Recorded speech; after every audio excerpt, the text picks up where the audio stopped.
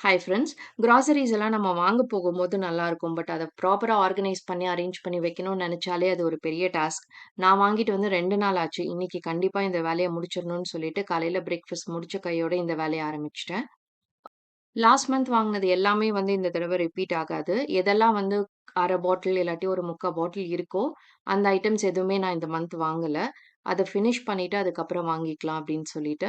இந்த laundry detergent, அதுக்கப்புறம் comfort இதெல்லாம் வந்து லாஸ்ட் மந்த் கொஞ்சம் ஆஃபர்ல போயிட்டு இருந்தது. ஸோ நான் பெரிய பாக்கெட்டா வாங்குனனால இந்த மந்த் அது எல்லாமே இருந்தது. அத தவிர மீதி ஐட்டம்ஸ் எல்லாம் மட்டும் நான் வாங்கிட்டு வந்திருந்தேன்.